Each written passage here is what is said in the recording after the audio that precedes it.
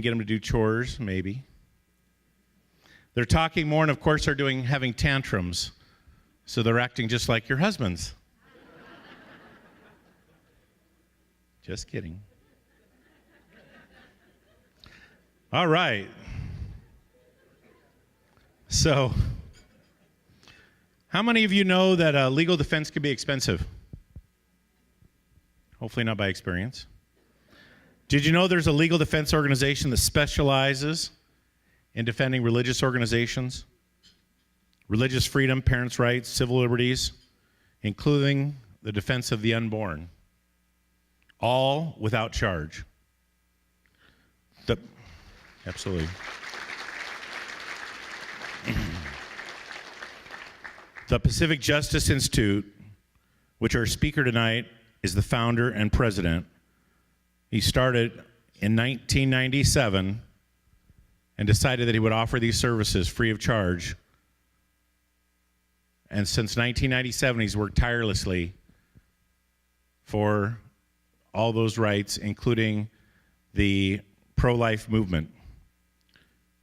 As you know, pregnancy centers, including Colonel Life Services, are under attack, both spiritually and on the legal front. So it's important that while the nurses and the staff and the counselors focus on loving their clients and giving them hope, that we have organizations like the Pacific Justice Institute supporting our cause on the legal side. Brad Dacus can be heard weekly on the Dacus Report, Saturday mornings on K-Wave and over 100 radio stations around the nation. He also does what they call the Legal Edge, 30 to 60-second spots on over 120 stations talking about different cases and legal and movements and things like that, the laws that are going on and updating it. He has 5 full-time staff and over 100 attorney affiliates around the country. Mr. Dacus was presented with an honorary doctorate of religious freedom and family rights degree from California Baptist University in recognition of his commitment to faith. And more importantly, I think he's been on Fox like 14 times or something, you know? Like, that's really, forget all the degrees.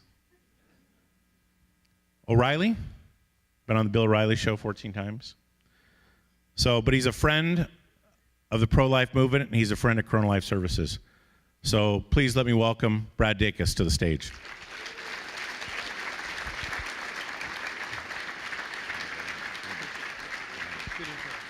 That's good. I first want to thank you for that wonderful introduction, and I want you to know, as an attorney, that most of it was true too. Anyway, you guys got that? Okay, good. Good. It is a real joy and delight to be here. We at Pacific Justice Institute and myself personally go way back in our commitment to protecting the sanctity of human life for everyone, particularly the unborn. And it's really a great time because many people see a lot of challenges that we're facing in our nation today in different fronts, dealing with religious freedom, parents' rights in different areas. But I have to tell you, the most encouraging, the most exciting of all of these trends is without question the pro-life movement. We have per capita the lowest number, the fewest number of abortions since 1973 per capita in our nation. The new generation that's coming out, the 18 to 24-year-olds, that group, that demographic group of Americans voters, they don't agree with me all the time. You know, I've got 2 teenagers, I'll just leave it at that. No.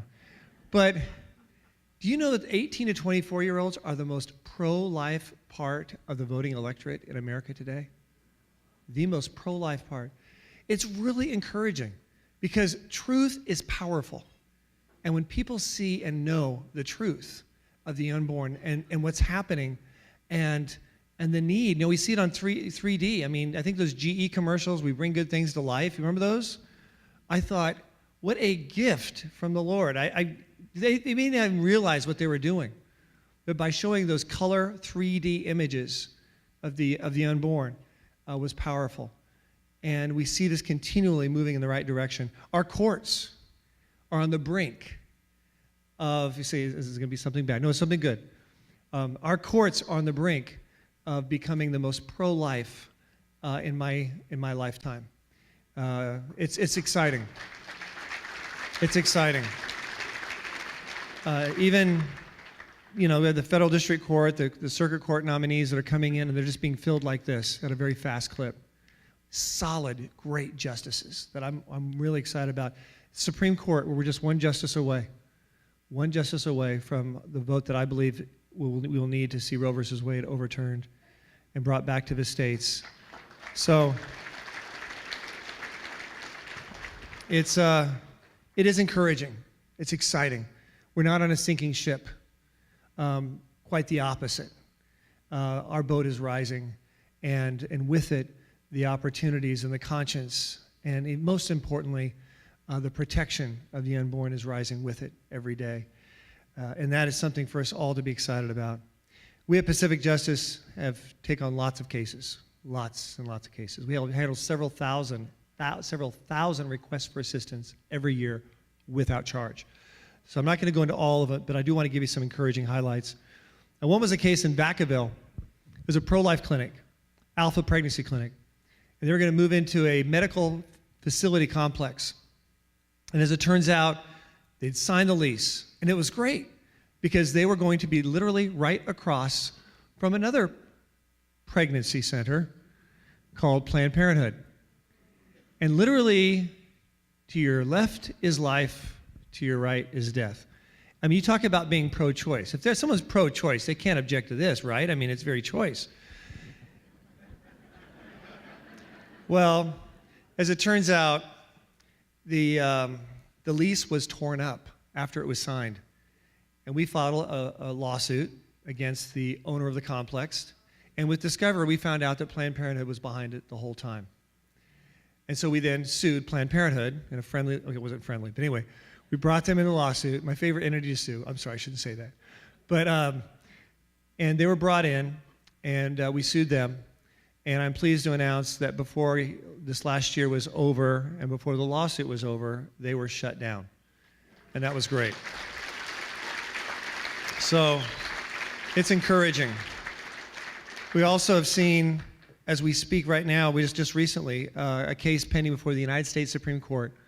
We at Pacific Justice Institute are representing 2 pro-life pregnancy clinics here from California in a lawsuit challenging a requirement that requires all pro-life clinics that don't do abortions to have a large sign posted in the waiting room stating where women can get a free or low-cost abortion and the phone number to call in the pro-life waiting room.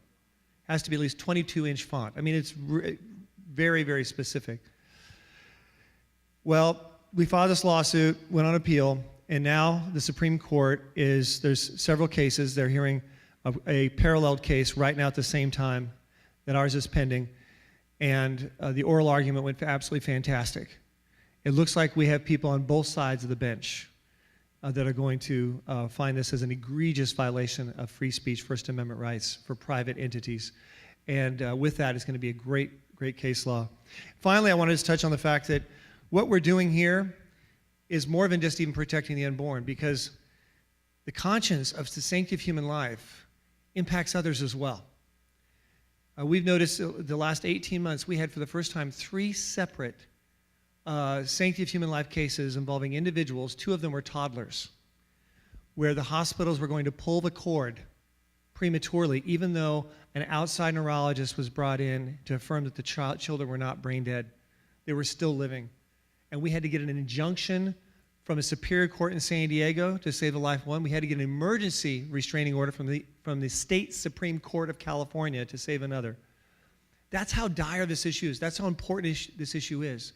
And the work that's done through this clinic to raise the conscience and not just of the life that's saved, but the conscience of the community and of our country is impacting not just the unborn, but also impacting the elderly as well, and others, and the disabled, and others in different situations. You know, life is never predictable. And we have to be willing to make our case, not just for those of faith, and I know most of you are of faith, because that's very important when we understand that, how the sanctity of human life, inherently, there's an aspect of faith to that. But we also have to be able to make our case to people perhaps without faith, to people who have maybe not morals as their compass or humanity as their compass. I know you're thinking of lawyers. That's fine. That's fine. Anyway, well, when I was an undergrad and in college at Texas A&M, that's where I learned my manners. He's got that. High schoolers don't get that one usually, so that's good. One day I was sitting in my room, and I remember thinking to myself, I just asked a question. I thought, why is abortion wrong? Not from a religious perspective or a faith perspective. Why is it wrong logically? From just a basic humanity perspective. And I broke it down to two questions. One, the first was, does an individual's rights over their own body supersede another individual's right to life? And the second was, is the unborn entitled to the right to life, and if so, when? Well, as it turns out, less than 2 weeks later, I wrote this speech. How many people write a speech just for fun? Ever write a speech for fun? Like, oh, this is going to be great. I wrote the speech. I sat there and worked it through my head meticulously. And little did I know, less than 2 weeks later, on my way to PE, there would be a big rally. And I thought, this is A&M. It's got to be pro-life, right? And there was the leader from the NOW talking about the other philosophy, pro-death. And for the first time ever, I decided to skip class. And it became sort of a one-on-one between her and I. And finally she said, you know, I have no objection to alternative perspective. I'll give someone 5 minutes if they want to come up and give a rebuttal to what I've been saying. My hand went up. And she thought she was going to get someone saying God's word and thus saith, you know, and instead this is what she heard. The first question, does a woman's individual's right to her own body supersede another individual's right to life? I said, let's look at this from a different perspective. Let's say that an individual, say a woman, is beaten, abused, and put on a desert island, and she has a baby handcuffed to her arm. Egregious thing that's happened here. And a baby's handcuffed to her arm, and she's told it's going to be 9 months before the locksmith will come to that island and make the disconnection. Would she have a right to kill that baby because of the violation of her own rights of her own body and privacy, which is an egregious violation, no doubt? Well, the answer obviously is no, she would not. Why? Because the sanctity of human life of the other supersedes an individual's violation of their own rights to their own body in that circumstance. So that's very clear. So the second question was at the unborn, as far as when is the unborn, though, entitled to that right to life? When are they entitled to that right to life? First, at 9 months, the day before the baby's born. Is there anything different about a child one day versus another day? There is no distinction. None whatsoever. They're still just as functioning as a human being. And so that's illogical. That's totally illogical. And our society, I think, sees that. And the polls show that society sees that, which is good. What about 6 months? Back in Roe versus Wade, they made these trimesters, 6 months. 6 months, presumably the time when the child can have a good chance of surviving outside the womb. Well, that's changed. That's no longer the case. It's now gone way back to 4.5 months, up to 4.5 months for viability. But there's a problem with viability Justice O'Connor came up with, and that problem was this. They said, how can we say someone is a human being premised upon the medical technology of the day when they happen to be conceived? Are we to say that someone at 4.5 months in 1950 is not a human being, but someone at 4.5 months in the year 2000 is? Human rights, including the right to life, can never be contingent upon when you're born in the development of medical technology. That's so important from a human rights perspective. Okay, what about first trimester? First trimester, well, the problem is, first trimester, you have every organ is functioning. Everything. And so even the looks and the development and the meticulous detail, it's even apparent without medical technology. What about pain or the heartbeat? We're looking at 6 to 10 weeks, depending on what your source is. I mean, feeling of pain, that's cruel and unusual punishment. That's a human right, protected via the Constitution. Can someone be entitled to a human right, like freedom from unusual punishment, and not be a human being, and not have that respected? Or a heartbeat. Heartbeat is what? The symbol of life. When do you pronounce someone usually gone? What do you check? You check their fingernails? No. You check their heartbeat. The heartbeat stopped. They've passed. Isn't it only logical that that signal, that which we use to be a determiner of death, would also be, when life ends, should also be one determining when life begins? Very logical. But what about conception? What about when you have the DNA and it's there, that unique blueprint? Is that entitled to the right to life? Well, let's pretend for a moment that we have the ability to tap into that DNA. And on a 3D screen with new technology, we can look at the genetic blueprint of exactly what that baby is going to look like. Not only that, but we can also experience some of the personality traits and characteristics. We can see that child, not only as a baby, but actually develop, say, as a 12-year-old, as an 18-year-old. Would they then have the right to life? Absolutely. Not based upon their present state, but based upon the future that they will have, assuming we as human beings don't interrupt it. And that was the presentation that was given. Very different than what she expected. And yet, because we have truth on our side, all we need is an even playing field, and the unborn will win. And that's what's so exciting about living in the United States of America today. We have that playing field, and we have that ability to do so. One thing I really was touched about this ministry is a couple things. One is how you mentioned how you're engaging in outreach. So important. Because the outreach is a symbol of the foundation of what this is all about, which is love. Love is what compels us to reach out and to be able to reach out and to impact people and to take people where they are. That's what you're doing. And that's what you want to do. And that's what you need the resources to be able to do. My heart was just jumped when I heard that. I remember when I was in college, my law school was here. My apartment, very cheap, was here. And it just so happened on my way, on the path to walk to law school, right here, an abortion clinic. I had no idea. And I remember once I decided to, occasionally I would stop by and I'd talk to people, and I connected.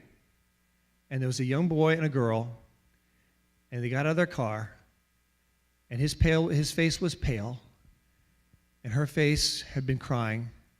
And I walked up to him and I said, I know why you're here, but let me just tell you something. This clinic here, they don't care about you. They just want your money. But you both know what the right thing to do is. And you're going to be living with this decision for the rest of your life. I said, let me tell you, in town, there's a crisis pregnancy center that really does care about you. And they can help you. And here's how to contact them. But the decision is up to you.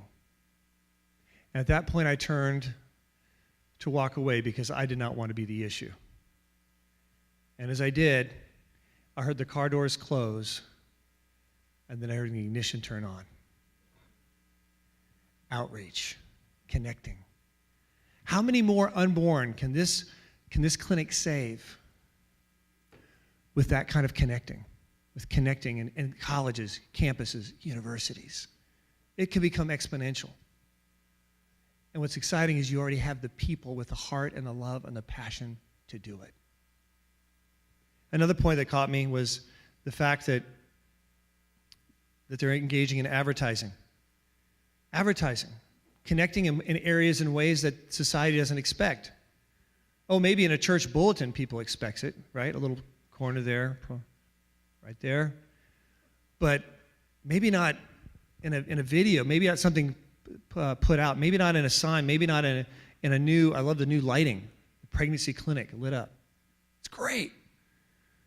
And I remember the days I would have said, no, it needs to have a fish next to it, you know. It's about connecting, right? And that's what they're doing, they're connecting. Going back to my law school years, they had this big display, octagon, in front of the law library. We have the second largest law school in the country, University of Texas. So 1,500 future attorneys and judges would walk past this octagon every day. And it was the free speech display, they called it. So they had this free speech stuff, had some pornography. I mean, it was a law school, what can I say? And I looked at this, and I walked up to the librarian, and I said, is there anything reserved for next month? They said, no, not yet. I said, okay, great, I'd like to reserve it. They said, oh, no, it's just for the library. I said, oh, so it's only your speech and no one else's? Is that what you call free speech? Very well, talk to the supervisor. Supervisor says, okay, fine, we'll let you do it. But what are you going to put in? I said, well, does it matter? Are you going to engage in content or subject matter discrimination? Oh, yes. I was already using my law stuff. It was so much fun. And he goes, fine, whatever you want. Go ahead. And then my buddy and I are like, okay, what are we going to put there? And we put a display called When Does Life Begin? Time Life Magazine. Boom, boom, boom, boom, boom, boom. And just that information has impact on 1,500 future attorneys and judges. And in the same way, the advertising that you do is going to have impact. Because truth never returns void. And that's what you're putting in your advertising. You're not selling hamburgers, okay? There's a lot of opinions about hamburgers, you know. I don't know. You're selling solid truth. And truth doesn't return void. It's the best thing you can invest in for advertising because it's the most powerful when it's truth. It's going to be impacting in such a strong way as this. I've talked it today from a theoretical perspective, an application perspective, a legal perspective. I like to bring it, if I can, in a way, in a very personal way, very personal perspective. Because, you see, I found out after college something about my past that I was not aware. You see, my mom and dad, when they had my older brother and sister, they were having really serious marriage problems. And they discovered, while they were planning on getting divorced, that they were pregnant with me, child number 3. And my dad and his parents were pushing for me to be aborted. And to learn about that was sort of tough because, needless to say, I'm a big pro-life advocate, if you can't tell. And so I had to wrestle with this. Fortunately for me, my grandmother, my maternal grandmother, my mom's mom, stepped up and said, I don't care if I have to raise that child. You're not killing that baby. And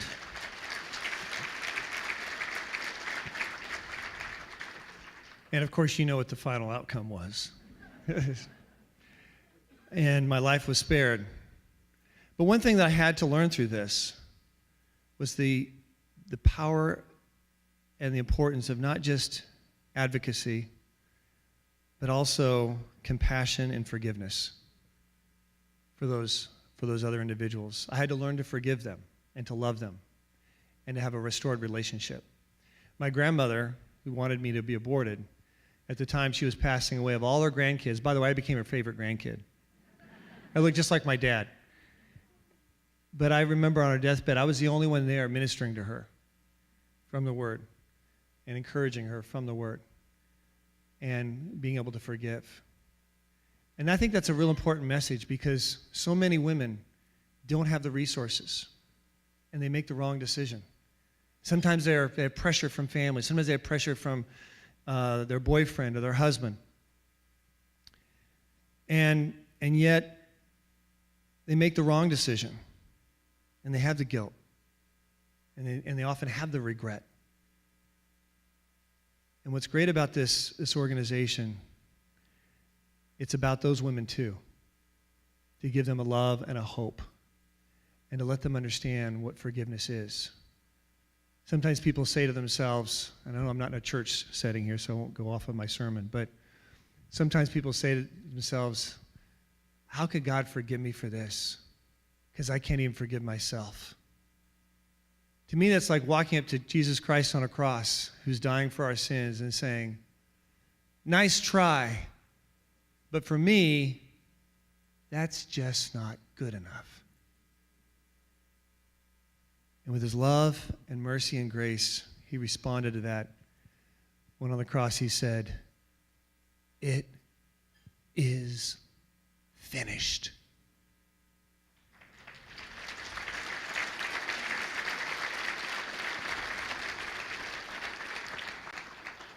And that's the hope that we all have, no matter where we are and no matter what our past. And that opportunity to have that kind of forgiveness. This ministry is just that, a ministry. And no matter what our role, if you're here, I believe the bell is tolling. You may be in college. You may be in the workplace. You may be an attorney. No, I don't. Probably not, no. Little levity there. But whatever it is, that may be where you're at.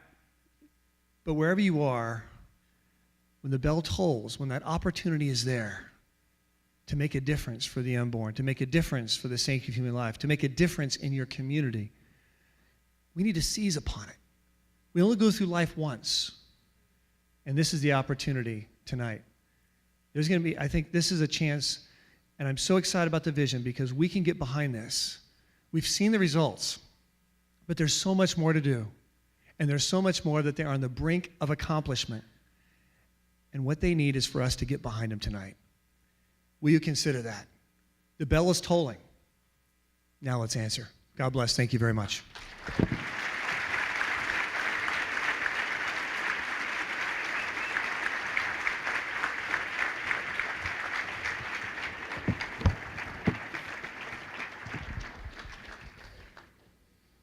Will we answer the bell? I love that. Love compels us to reach out. Absolutely. Truth does not return void. And we know what the truth is, the Word of God.